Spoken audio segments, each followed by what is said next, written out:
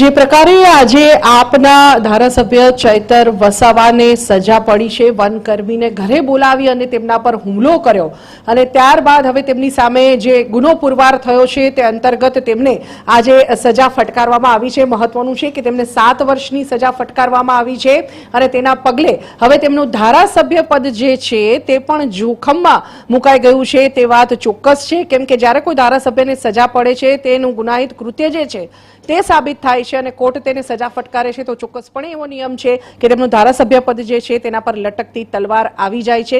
શું છે આ ધારાસભ્ય પદનો સમગ્ર નિયમ અને હવે જે ચૈતર વસાવા છે આપના ધારાસભ્ય છે તે ધારાસભ્ય પદે રહે છે કે કેમ તે સંદર્ભે વાતચીત કરવા માટે આપણી સાથે ઉપાધ્યક્ષ પૂર્ણેશ મોદી જોડાયા છે।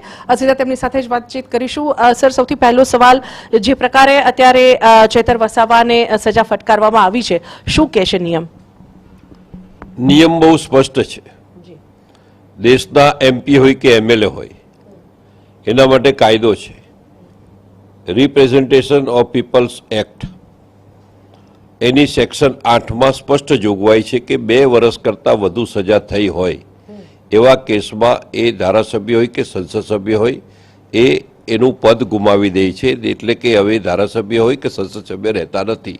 ચેતરભાઈ વસાવાના કેસમાં આ જે પ્રક્રિયા છે એમાં એ હવે ધારાસભ્ય તરીકે રહેશે નહીં। સર, તમે હમણાં જ પ્રક્રિયાની વાત કરી, એક ફોર્માલિટી હોય છે, એક લીગાલિટી હોય છે, જે પ્રકારે વિધાનસભાને અથવા તો અધ્યક્ષને જાણ કરવામાં આવતી હોય છે, તો કયા પ્રકારની પ્રક્રિયા આ સમગ્ર પ્રકરણમાં રહેશે કે જ્યારે હવે ડિસ્ક્વોલિફાય, તમે કહ્યું કે આજથી જ થઈ ગયા છે, તો કયા પ્રકારની પ્રક્રિયા રહેશે હવે તેમને ડિસ્ક્વોલિફાય જાહેર કરવાની?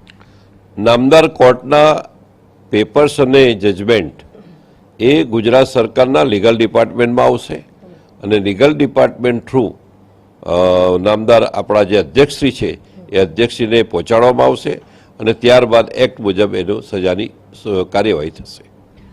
સર, વાત કરીએ જો ચૈતર વસાવા અને આપની, તો ખાસ કરીને હમણાં થોડી વાર પહેલાં જ આપના ધારાસભ્ય ગોપાલ ઇટાલિયા તરફથી પ્રેસ કોન્ફરન્સ કરવામાં આવી અને તેમણે એક વાત એ પણ કરી છે કે હવે તેમના જે એડવોકેટ્સ છે તેમના મારફત તેઓ આગામી દિવસોમાં હાઈકોર્ટ અને જરૂર પડે તો સુપ્રીમ કોર્ટ સુધી પણ આ જે સજા થઈ છે તેને પડકારી શકે છે।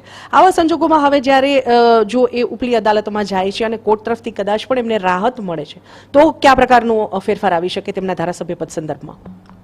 જિલ્લા કોર્ટની ઉપર દરેકને હક છે હાઈકોર્ટ જવાનો, નામદાર સુપ્રીમ કોર્ટમાં જવાનો, એમાં કોઈ ના નથી।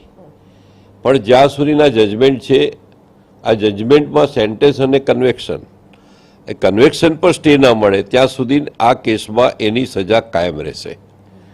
એટલે ઉપલી અદાલતમાંથી જો રાહત મળે તો જ એને રાહત મળેલી ગણાશે, અન્યથા એની સજા કાયમ રહેશે।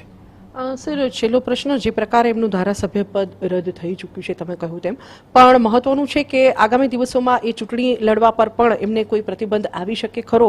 શું છે નિયમ? નિયમમાં બહુ સ્પષ્ટ જોગવાઈ છે કે એક વખત ડિસ્ક્વોલિફિકેશન થયા પછી એ 6 વર્ષ સુધી કોઈ પણ પ્રકારની ચૂંટણી લડી શકે નહીં। આ સ્પષ્ટ એક્ટમાં છે, કાયદો છે, એટલે એમને એ નિયમ લાગુ પડશે।